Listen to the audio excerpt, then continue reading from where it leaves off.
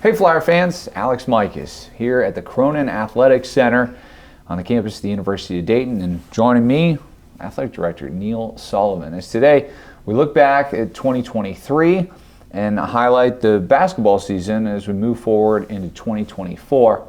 We also discuss the landscape of collegiate athletics and NIL, the transfer portal, and its impact here at UD. But first, let's go back to 2023 and what was a really solid year for the Flyers in fall athletics. Yeah, we had a really exciting fall, led by volleyball and men's soccer that both were A10 champions and performed well in the NCAA tournament. The women's volleyball really finished the season top 20, which is just a remarkable accomplishment. There's not a lot of schools outside the proverbial Power 5, Power 4 that are able to do that year in and year out. And what Coach Horsman's been able to do consistently and over a long period of time is really special. And I never want anyone to take that for granted, what we're able to do in volleyball. So I think we're going to have a lot returning. Really excited about that. Men's soccer, and Coach Curry had a great finish to the year. Really started off really injured, really banged up, and then just went on a tear and fell short against Louisville in the NCAA tournament, but really good team. I think the game was 4-3, had some magical goals. So just really excited about that. And women's soccer had an unbelievable year. Fell short of the at-large bid contention, but just had a great A10 record.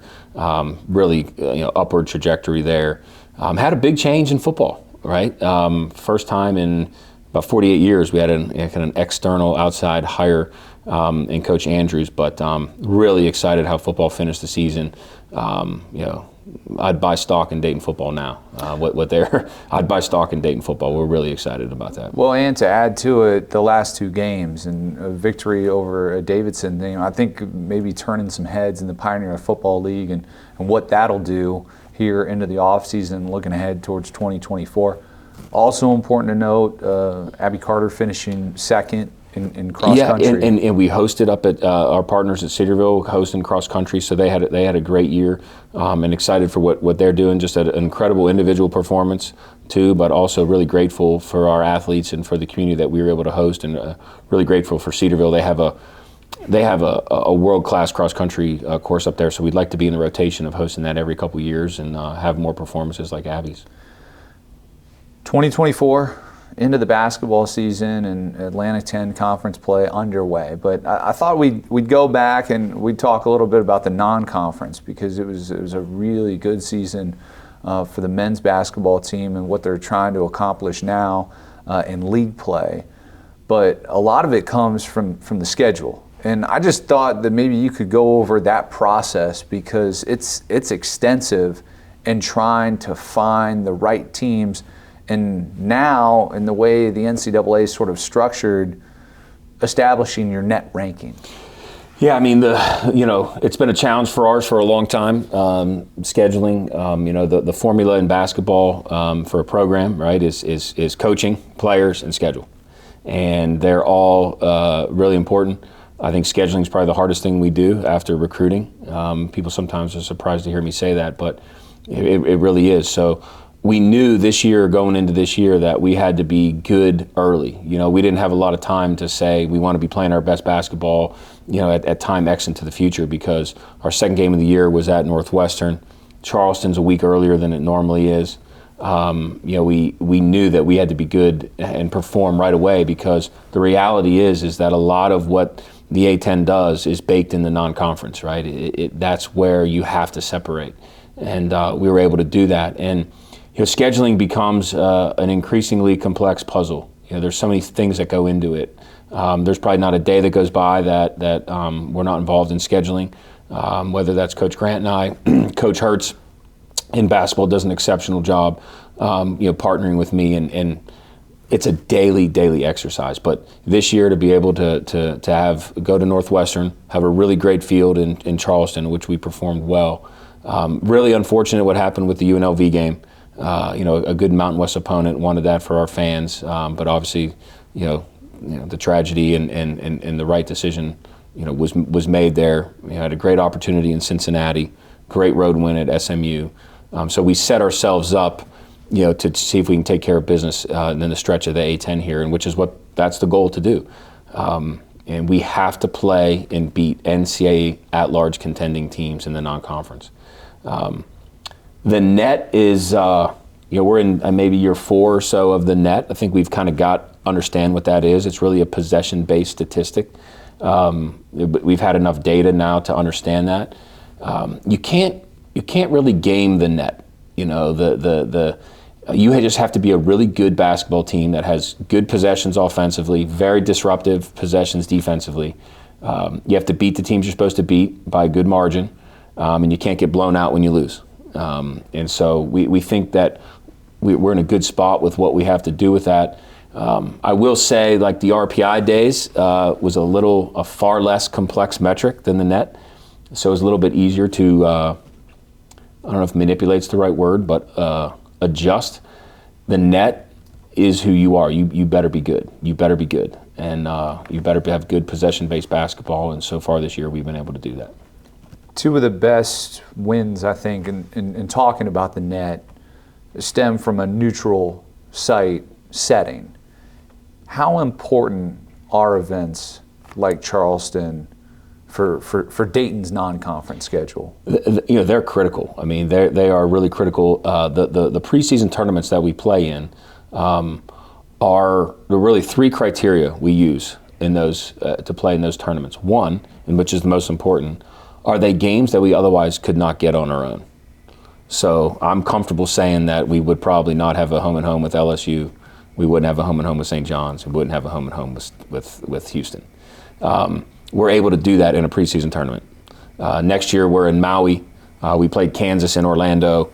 Those games would be very unlikely if they were not in a neutral setting. So we're fortunate that we're able to do that, and we have to keep that going. What has proliferated even more has been neutral contests at single sites. So, for example, last year we played Wyoming and Chicago. We played Cincinnati and Cincinnati this year, and I think we're going to see more of that. Because teams are not willing to do a home and home with us, we got to do the next best thing, which is a neutral game. Well, let's talk about that Cincinnati matchup, because it was a fantastic atmosphere, downtown Cincinnati, and I think with the value that those neutral site games have from a tournament standpoint, and what we saw in the Queen City, the fan base. Because it's almost like playing a home game. Yeah, I mean, I think we went through a lot of different options to see where we could play the Cincinnati game, knowing that UD Arena was not on the list. We looked in Columbus, we looked in Indianapolis, where the Pacers play. Settled on Cincinnati Dayton to play in Cincinnati. So I had a couple moments of, is that the right decision, right? But I knew our fans would do what they do, and I think, as we may touch on, we're entering a period. We've been in a period, but we're really entering in a period of college sports where, it's going to be survival of the fittest fan bases, and there's a lot of reasons for that we can get into. But what our fans were able to do in Cincinnati, I think they fuel us. They fueled us in Charleston. I mean, we dominated that in Charleston, and it matters, right? Our fans, it matters. The home games that you see at the arena, now that we've got we're kind of full swing post-COVID of the arena transformation, that our fans are part of our program, period. And we stand on their shoulders, and hopefully they continue to see players that play for them and care about the fans. But we're really appreciative of what they do in Cincinnati. For our fans to go to Cincinnati and the numbers they did, I kind of knew, I felt that would happen. But until it shows up and the people down there are saying, where are all these people coming from? You never quite know. But I'm thankful and appreciative for our fans. Loud and proud. It was a fantastic night for the Flyers, and you just touched on it in the renovation, transformation at UD Arena. 4 years removed now. Has that been what you had hoped for, and then maybe more? Yeah, it really has. The first year when we opened, right, and 2019 was obviously a special year. We all know that. Then we went into this just twilight zone, right, of COVID and no fans, and it just got real weird. But as long as we were thinking about the arena project, and what I told everybody anytime someone would listen, I said, look, we're going to spend around $80 million on this building through fundraising and everything else we're doing. Largest project in university history, one single project. And all of it mattered, the video boards and everything, but I said, what matters more than anything is who's inside, who's sitting in these seats. And, I think what we were able to do was keep the soul of the arena, what we wanted as an elite basketball venue, tremendous seating, tremendous sightlines, all the things that Tom Frericks thought of in 1969. It was way ahead of his time to do that. It's the people in it. And the third or fourth year that we've just sold every seat, right? And that's a real sellout, right? I mean, it's not these gimmicky, sellouts. It's a real sellout. There's a tough ticket to get. And that's a credit to our fans. But I also give a lot of credit to our staff, who puts a tremendous amount of effort into the game production, tremendous amount of effort into, how we merge our corporate partners into that, to what we think is provide a best-in-class arena experience. And the arena transformation and the donors that helped contribute to that, the seat arena seating program that contributed to that, has met or exceeded expectations from our basketball experience at men's and women's basketball. I will also say that without that, now we got the state high school championships here, right? Which is a great thing for our community. It's a great thing for our campus. It's a great thing for young people to come play in what we think is a best-in-class basketball venue. We still we have the first 4 through 2026. That's out for bid. We're going to try and keep that. We've had the opening round of the NCAA tournament here since 2001, and we don't want that to change. So we continue to deliver on that, and the amenities of the new arena gave us the opportunity to maintain those bids. And then, of course, we've got other niche events with the TBT and things like that, where we're really trying to become the premier place for basketball. And the arena has given us the opportunity to do that. Most important of that is what our fans do at our men's and women's basketball games. Well, in addition, what it does for the community outside of basketball, and what you see with WGI, and now multiple graduations across the board. We're sitting down and we're talking with the athletic director at the University of Dayton. The last time that we were able to chat, it was over at the arena. And I find it interesting because on that day we discussed NIL and the transfer portal. And when the change happens at the arena, you're also seeing this shift at a similar time of what's happening with collegiate athletics.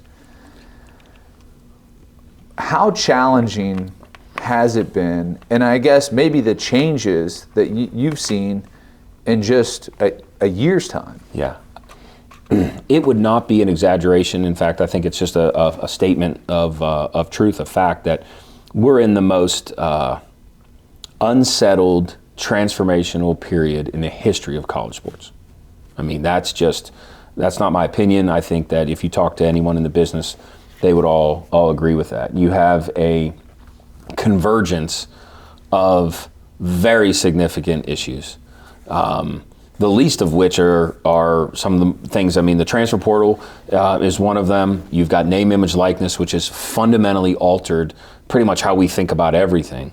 And then we currently have a series of external threats, whether that's through the courts or whether that's through Congress, different government entities like the National Labor Relations Board, that are questioning what the relationship between student athletes, particularly in revenue-producing sports, should be with their school, and how money that has come into the system should be appropriately shared with the player side of the equation. And those changes, I believe, are coming. What that's going to look like, it's tough to make predictions. As Yogi Berra would say, it's tough to make predictions, especially about the future, right? I mean, this is a very, very challenging argument of what that should be. But amateurism, pay for play, player movement, television, conference realignment have all collided at one time. And even one of those by itself would be a major change. but they've all collided at one time. In fact, I think there has been this week will be, I believe, the 12th congressional hearing on this topic since 2020. I don't know that Congress meets on, I don't know how many they do that, but and it still hasn't happened. But like, if you think about that in the number of states and things, and we can get into some of that, but I'll just, I guess, answer at the macro level that we're amidst the most transformational time in college sports, and what my responsibility to do is to make sure, A, that Dayton men's and women's basketball is at the apex and at the height of whatever those changes are. We need to be there. And then how does that impact our Olympic sports and the young people that we serve that we care deeply about? Style begins here at Fischer Homes. Discover endless floor plan designs, including ranch style and 5-level options. Personalize your space at the Lifestyle Design Center and make your house a home. Cherish the design you'll call home with Fischer Homes. Chaotic is the way I would describe it, and that's coming from what we've sort of seen just in the last month, going back to December. And I look back at the Dayton-Cincinnati game, because that was a week to where there were players in the game, not on Dayton's side, but you're waiting on a decision on whether they're able to play from a transfer situation, and all of a sudden, like, it happens. And then I know that it's on your radar and you can kind of have a sense of maybe what's coming, but this isn't just like an Ohio thing. You're looking at court cases across the country. Yeah, I mean, this is federal. These the lawsuits that have been the most transformative are federal lawsuits. They're filed, whether that's in the 9th District in California. The case that was on the transfer rule was in West Virginia to do that, and the judge essentially granted a temporary restraining order to say, hey, this really should be unlimited transfers. There should be no year in residence to sit out if someone transfers. And yeah, without getting into all to logistics, I think for ease of this year, the NCAA just settled and said, okay, for this year, everyone can transfer whenever they want. There's some nuance to that. But once that happens, as we've seen with NIL, right, that horse is not going back in that barn. Players aren't going to have movement for a year and then say, hey, you know what, actually, I think we'll go back to sitting out on our second transfer. So I think that reality is already here, and it's going to be here.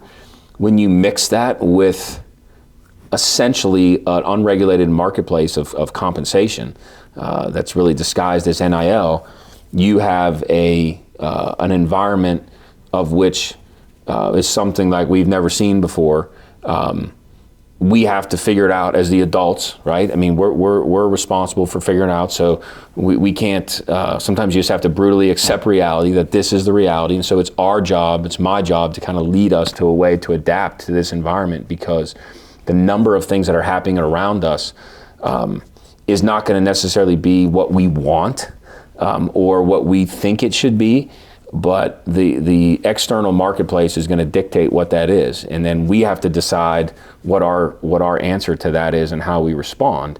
I've been really pleased with how our coaches, our community, Dayton 6, what Matt Farrell's been able to do has been just exceptional. He's elite at what he does, and the people that support him and the various companies throughout town. So we've had a really good playbook up to this date, but the playbook is going to become increasingly more complex. There are proposals to bring NIL in-house. There are proposals, there's a case out in the East Coast, Eastern District of Pennsylvania, for student athletes to become employees. There's an ongoing case right now in California where the National Labor Relations Board has suggested and alleged that student athletes are employees and that they do have bargaining rights. Think about unions and organized labor. So NIL, as chaotic as it is, ultimately is a precursor to some pretty big things that are on the horizon. NIL and the transfer portal, I don't feel like they're connected. But would it be fair to say that that's changed? And only of what you hear of reports, more coming from a football end, of what we just witnessed with bowl games in that season and so many players sitting out to players moving to other schools because money involved. Yeah, it's a complicated ecosystem, if you will, right? So there's no denying that players and player movement is tied to money. That's just a fact, right? I've been in the conversations, you've listened to them, that's real. Player movement is attached to money. And anyone that thinks it's not, they're just not accepting reality. At the same time, player movement is okay. I mean, the transfer portal is a two-way street, right? Sometimes it's just not a good fit for someone, and they got to make a decision to go better themselves, whether that be financially, whether that be playing time, whether that be just want to get closer to home. There could be any number of reasons. So we support player movement. We support the young people that we serve doing what is in their best interest. Where it becomes complicated is we've spent the better part of the last 100 years essentially saying one of the worst things you can do as a program is buy players, right? That's like if you were to ask coaches 10 years ago, what's the roughest thing you could say about a coach? It'd probably be that, hey, they bought players, right? And now you have this system where there's this quasi-buying of players, right? And there's limitations that what you can do in that, but at the end of the day, that's kind of what it has become. So you're in an uncomfortable space of how these two things converge. On one hand, you definitely want to support players finding an opportunity that is better for them. Most of the time, historically, that had been around playing time, access to the field, access to the court, maybe playing behind a really good player that's an upperclassman. And now that has shifted to instant movement, instant reaction, instant timing. I think of a little bit of the way Deron Holmes has been playing, who we believe is one of the best players in the country. I think he's got All-American caliber performances, and hopefully that continues. Think about where he was as a freshman to where he is now, and the things that he's added to his game. That's a credit to Coach Grant, Coach Greer, our coaching staff, and mostly a credit to Deron of how he's willing to work and put forth in the effort that he has. But that progression is what we've kind of always been built on, right? That's been the progression. Scoochie Smith comes in as a freshman and leaves as an All-American level senior. That script has flipped, right? You got to be able to flip a roster fast. And players and their families want to play at a place where they can contribute on the court. But the other reality is they want to receive fair market compensation for their use of their name, image, and likeness. They want to know that there are deals in town, a car deal in town. They want to know that they can support charitable organizations to get paid to do that. They want to have autograph sessions. They want to do it. So we have to be able to say, if you come to Dayton, you can achieve this on the court, you can achieve this in the classroom, you can achieve this in the community, and now another leg to that stool is the compensation associated with name, image, likeness. And soon, I think, to be more than that. So it's impossible to separate them. We support player movement. We support young people doing what's in their best interest. I believe we need some more regulation around that so we all know what the rules are and the rules of engagement on how to accomplish all the different things that we're working on. You mentioned regulation. I do want to go back to December because Charlie Baker, NCAA president, sends out a notice. Just your thoughts and maybe explaining to our fans what that message was. So that's a really good question. So if I narrow it down, Charlie Baker is the new president of the NCAA. He's in his first year. He's a former two-term governor of Massachusetts. Very bright, very impressive. I've been in a couple meetings with him that, if he can't get this squared away, I'm not sure who can. We got a lot of hills to climb, but he's been very impressive, and it's been good to see how he's attacked this. Essentially what he did December 5th, 6th, he sent out a letter and said, hey, listen, I'm going to throw a proposal out there to kind of move the ball, and I'm going to essentially I'm going to put a flamethrower proposal out there, and I'm going to force people to talk about this issue. And what he calls put the elephant in the room, just put on the table and say, hey, we got to talk about this. He really proposed three things. First thing he proposed was just allowing schools to provide unlimited educational benefits. So if you can tie it to academics, you can pay for it. You know, that could be any number of things that people could think of. There used to be limitations on how many laptops you could buy a kid or whatever it be. Now he just said, if it's tied to education, have at it. So that was one. Number two is that he proposed essentially a new subdivision of the highest resource schools. So yeah, he didn't use names, but if you think about that, that's Ohio State, Alabama, Texas, Florida, right? That niche of schools. To say, hey, look, let's make a new subdivision of the highest resource schools. And if you want to be part of that, you have to commit to a couple things. First, you have to commit to a minimum of $30,000 in an educational trust fund for at least 50% of your student athletes per year. And that's a minimum. And then the third thing that he's proposed is just rewriting rules for that subset of classification. So whether that be scholarship limits, transfer rules, whatever it be.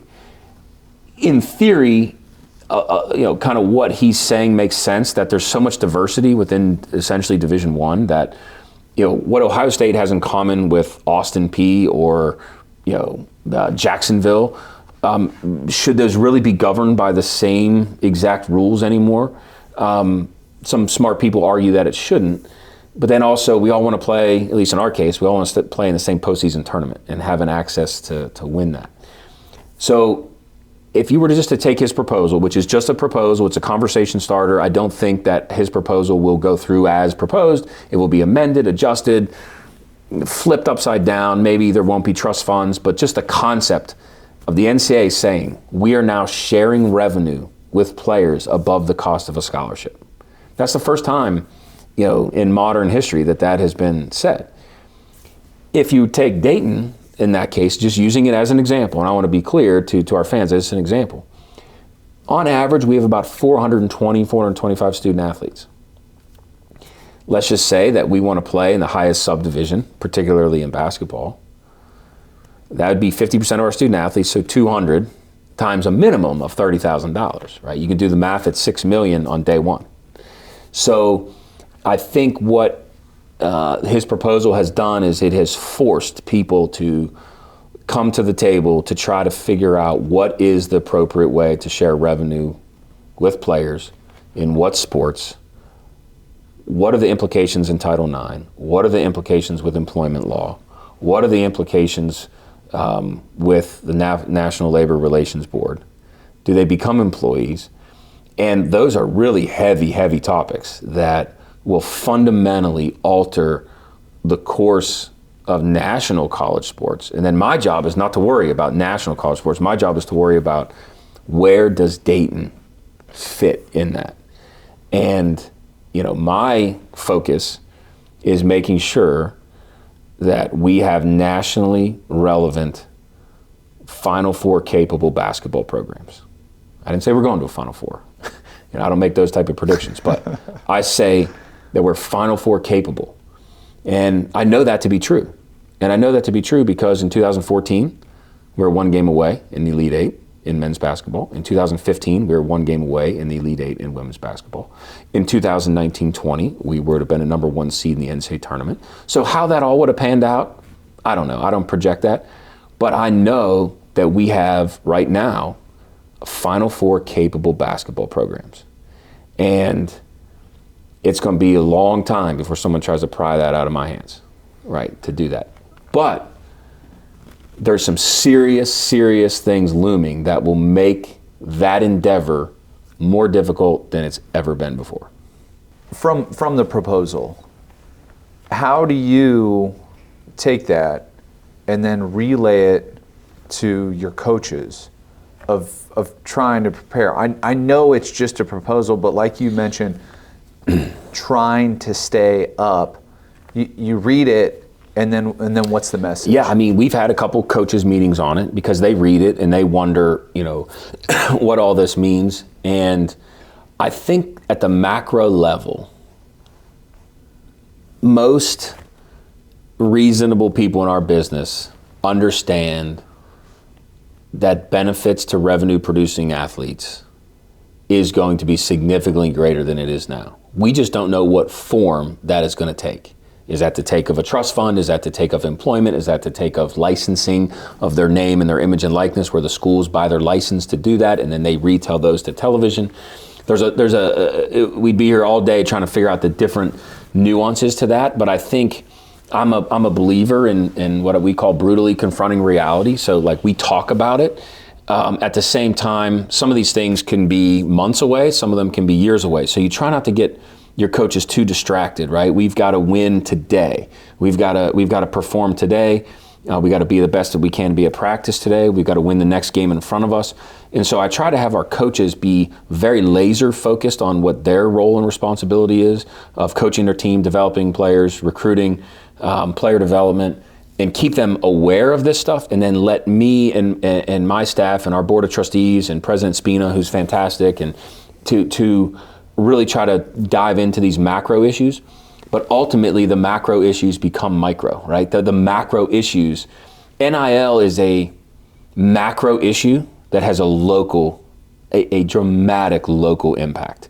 And I always try to frame NIL as best I can, because, I'll be the first to say that, name, image, likeness, as it is in the pros or as it is pretty much anywhere else in the world, which is a legitimate payment for use of your image, Michael Jordan with Nike or whatever it is. And I think most people would say, hey, yeah, when Obi Toppin was here, he should have been able to have a jersey with his name on it, get some royalties from that. Maybe a local restaurant made an Obi Toppin burger.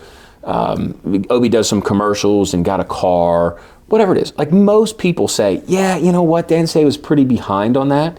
And with some reasonable regulation that could pass antitrust scrutiny, probably should have been done years ago. And as part of an NCAA member, we take responsibility for not doing that, as everyone else should. The NCAA corporate headquarters doesn't get all that blame. We as members, probably were just not progressive enough in that. But the pendulum has shifted so far to pay for play disguised as NIL. Had NIL been here, I use the example of Obi Toppin having a jersey certainly seemed like a reasonable thing to do. When Obi was here, Obi couldn't get a free hamburger technically, right? So, but if you think about the NIL, what it is now, and I've shared this with a couple people, I said, would Dayton hold on to Jalen Crutcher and Obi Toppin tandem? I mean, that was pre-portal, pre-NIL, and people still tried to get them on their team. So you throw NIL in there, and you throw portal in there. So I sometimes, I have a lot of fans that will write me and just say, hey, listen, I pay enough in my season tickets. I think an education is sufficient for them. I don't want to participate in NIL. And I say, hey, I understand. And I'm never going to tell someone what to do with their money. But I do follow that up with, say, we all have to understand the consequences to that. And the consequences to that is, moving forward, there's not a Tamani Kamara. There's not a Deron Holmes. There's not an Enoch Cheeks. There's not a, I don't want to list all the names and leave somebody out, but those days are no longer exist. And I liken it to in the 50s when they added scholarships. Some people thought that was too far and said, hey, why are we paying kids to go to school to play sports just with their tuition? I could tell you, if you didn't adapt to that, you have very little chance of being a hyper-competitive program without scholarships. So NIL now has become a new part of the scholarship, if you will.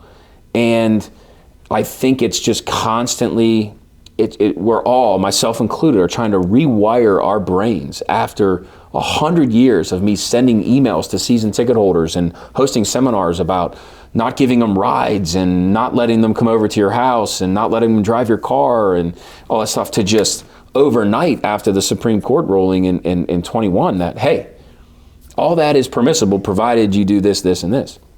And I think it's just a mind shift. And I think one of the misconceptions still currently is as of right now, UD itself, the university itself, myself, our staff, coaches, we cannot pay for NIL. We cannot contribute to NIL. We cannot donate to the collective. And so season tickets, the arena seating program are not able to be used for that. And so some people say, look how much I pay for tickets. Why are you asking me for more? And I saw on the day of the national championship, Michigan's third-party collective was soliciting, they're trying to raise $500,000 to keep their players. And they're playing in the national championship. Michigan has a $215 million budget. Michigan has averaged the most attendance of any FBS school this year, around 109,000 fans at their game. I think they hold the record for the most attended football game in college football history. And their television distribution from the Big Ten is, call it $60 million, okay? And they still had to ask their fans to do more.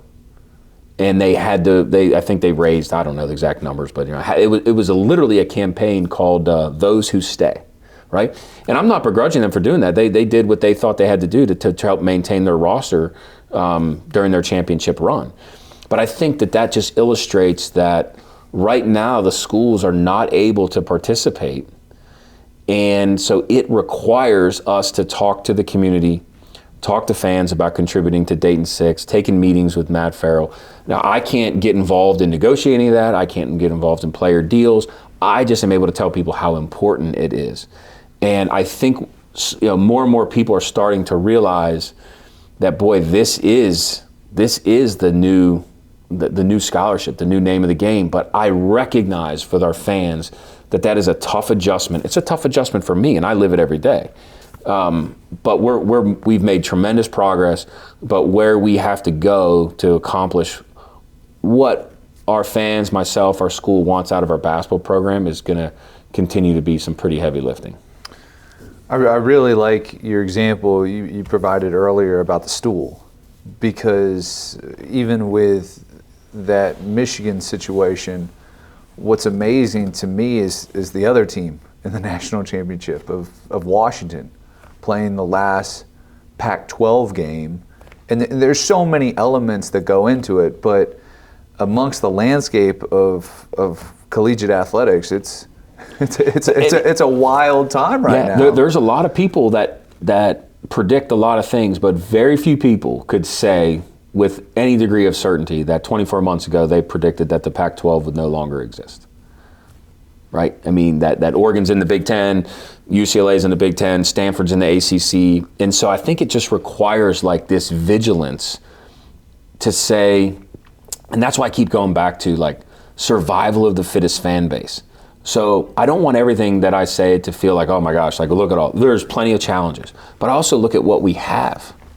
We have one of the most passionate fan bases in all of college sports at any level. Right? You look at our arena, you look at the fans, you look at the way we travel that we already talked about. Like where this is going to be based on fanaticism.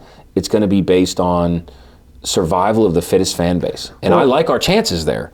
But, when we have 120 or so living alums and Michigan has 600,000 living alums, the calculus, just on a scale becomes really, really challenging. But schools themselves, institutions are going to have to support this, but we're just in a complete mind shift, and I've got to keep communicating with our constituents.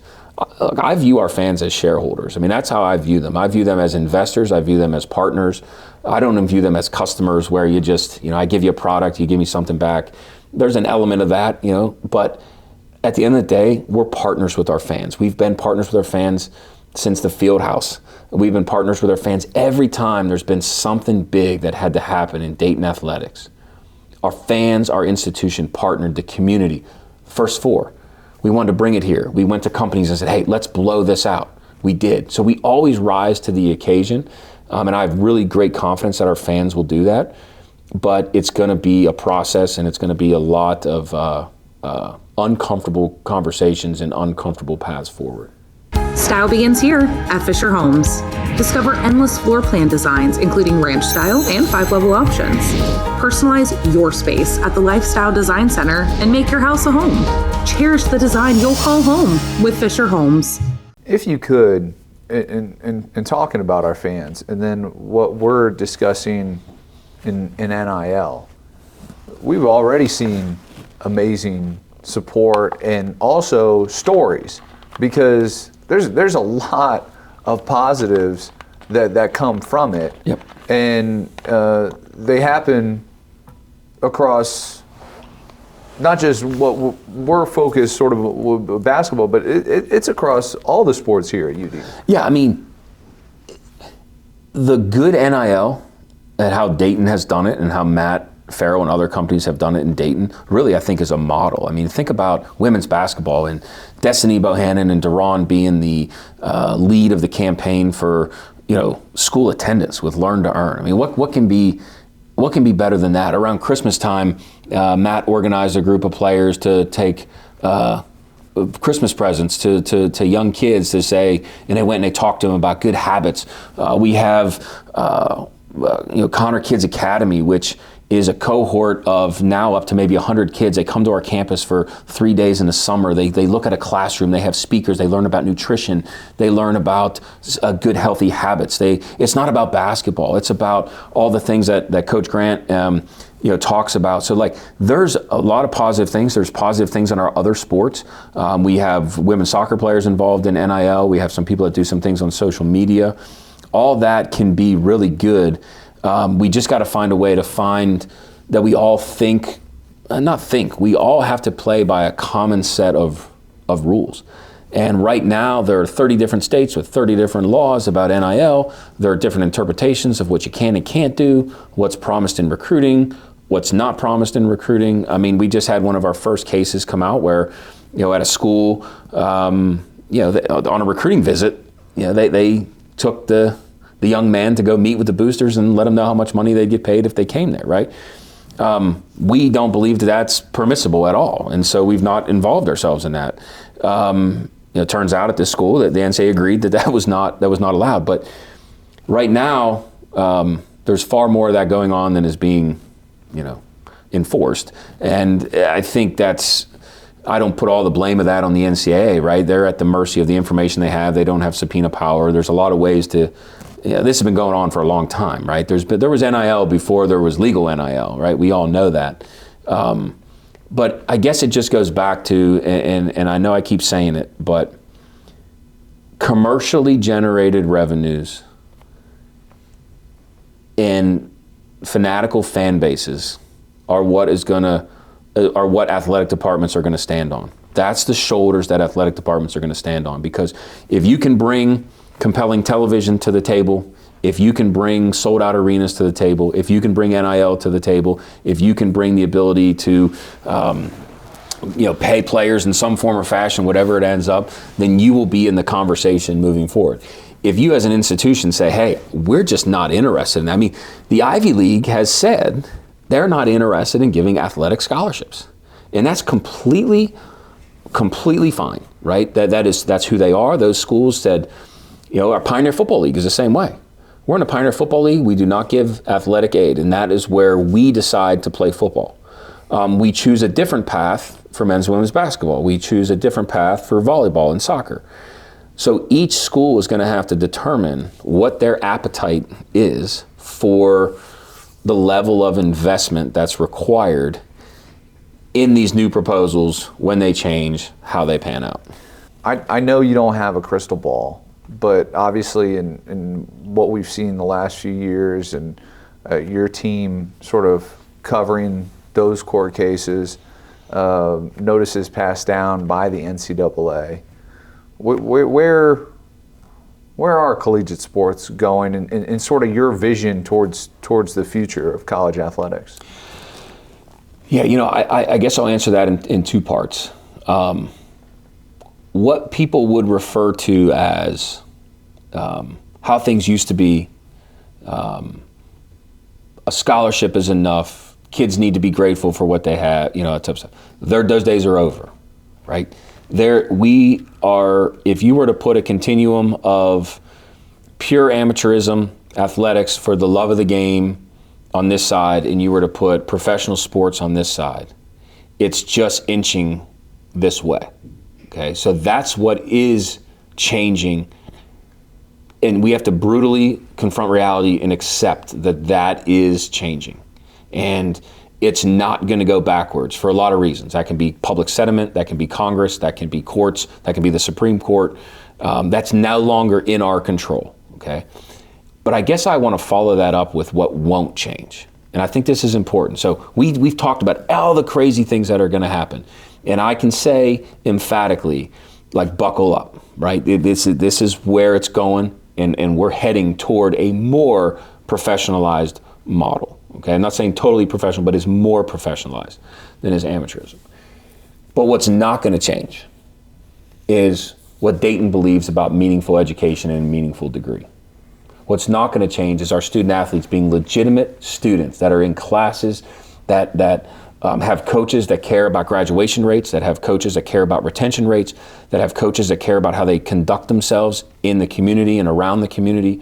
What's not going to change is that conversations don't just start and stop with money for us on our campus. It is a critical component, and it is going to become more professionalized. But we're not going to sacrifice what makes this nationally renowned Catholic Marinus institution and what its alums expect and how people conduct themselves. We don't have classes that just athletes go to. We don't tolerate embarrassing behavior, on the court or off the court. So I mirror that with being very blunt about the changes that are coming, and we're going to have to get behind them, or we will get left behind. But I follow that up with the methods are going to change, the type of relationship is going to change, but our coaches, myself, this institution is not interested in having athletics be completely untethered to education, be just minor leagues.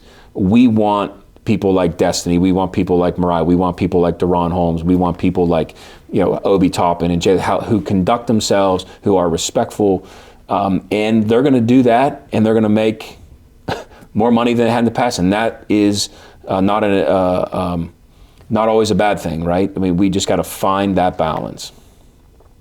On a follow-up question to that answer, I want to break down student athlete and focus more on student. There have been thoughts of tuition, right, at various institutions of, well, if we have to go to that mold, and kind of going back to the proposal of the 30,000, if there is an increase, would there be like a tuition increase? Do you have any thoughts on that? Look, I think athletics means a lot to this institution, and there's no way to hide that our student body and our donors and our alums and our revenue sources help pay for college athletics on this campus, right? And I think for the most part, that's reasonably well accepted of the value that it adds to the institution. However, it's very difficult, and I think untenable, if you were to go to a junior in the engineering department and say, hey, we're going to increase your tuition so that I can pay a salary to your classmate. That's a bridge that I think would be a very challenging bridge to cross. So that's why it's the fans, it's the corporations, it's the community, it's the events, it's the television, it's the radio, it's all those commercial activities that, when appropriately balanced, will lead to the outcomes that I think it needs to lead to. But I think in the way higher education is right now, I think that's a tough sell to ask students to pay the salaries of other students. And it's wild times to where that's a discussion, right? It is. Of just being in that situation to ask that question, but that's so sort of where we are right now. I think I guess just to kind of wrap that part up, what it really goes to is, people that are watching or listening to me is, it's important to talk about the things that change, right? It's why we're here. It's why we're talking about this. But I think it's equally important about what is not going to change, right? And at least as long as I'm fortunate enough to be here, we do not have interest in changing the DNA of what this community believes Dayton Flyer athletics is in terms of academic preparedness, meaningful graduation, good citizenship, and those types of things. So I think we have got to find a way in our own way to balance all these and maybe avoid the extremes, right? We want to avoid a completely transactional basketball program. Is not going to work in Dayton, Ohio. I guarantee you it's not going to work for Coach Grant, right? If someone walks in, the first thing I want to talk about is, their NIL deal. They're going to be at a different school, right? But you also can't ignore it. On the other hand, we can't say, well, back in the day, this was enough. Back in the day, kids didn't transfer. Back in the day, that's not going to work either. So we've got to try to find this sweet spot that works for us, not anyone else, but that works for us. Really appreciate your time, the discussion. I do want to close and focusing back on athletics and our fan base and what they can look forward to here for 2024. Yeah, well, hopefully we continue on this trajectory we are right now. But when you look into next season, we're in the Maui Invitational, which is a loaded field. Carolina, UConn, like Michigan State. I mean, it's a loaded field. We'll be there next year in November. We're hopeful to play Cincinnati again, neutral. We kind of agreed in principle to a second game, and that's the goal. Some things have to work out for that to happen. We'll actually host UNLV here next year. They were supposed to be here this year, and then we'll also host Northwestern here. And an interesting thing that I share when we got the Northwestern deal done, and a lot of credit goes to Coach Hertz with that, but I think it's the first Big Ten opponent that's come to UD and play in a series since 1998. So fans ask me all the time, like, we played Ohio State in the exhibition this year, right? Beautiful thing. They were great partners. Of course, the first question is, why aren't you playing them in a regular season game? And said, trust me, I'm glad to play them, right? If you think about where we're located, in a 300-mile radius, the number of Big Ten schools and in Indiana and Purdue and Indiana and Ohio State and Northwestern and Chicago, I mean, you can go through the list. It takes two people to say that they want to play that game. And right now, Northwestern, we've been able to do that. I think it should be a great series. It was a great game up there. We fell short, but it was a good game, and they're a good team. So we're excited to have them here. But I just offer that of, like, we have those conversations with almost every team to do that. And there was a team in the ACC that played us a couple years ago, and after they came to the arena, literally after the game was like, I'm not doing that again. All right. And they just said, we're not doing that again. And, sometimes I'll save the messages because I think sometimes, fans, look, they want the biggest and best teams to come in here, and so do we, right? So I get it. I mean, that's a totally normal request and reaction, and our job is to try to deliver on doing that. I think it's probably going to look more like, UNLVs and SMU and stuff like that than it is going to look like, Ohio State and Purdue. For just a lot of different reasons, but that would not be for lack of interest on our part. Chris Holtman in Ohio State knows we play them at home and home tomorrow. I recognize their position on that, and although I wish it was different, I'm not going to criticize them. They do what's in the best interest of their program, as do the other schools when they schedule, and we make decisions of things that we won't schedule. So it is kind of like a tiered system, how that works, but we don't take for granted, being able to have a Big Ten home and home for granted, because it had been a long time, and I think sometimes the complexity of scheduling just doesn't allow you to go pick your date, if you will. It takes two teams to come together that think it's in their best interest to play. Just to sort of add to it, the Big Ten, for example, probably going to be adding more conference games. So those opportunities are also sort of fading. Neil, thanks again. Yep. Really appreciate it. For more information, anything Dayton Athletics, DaytonFlyers.com.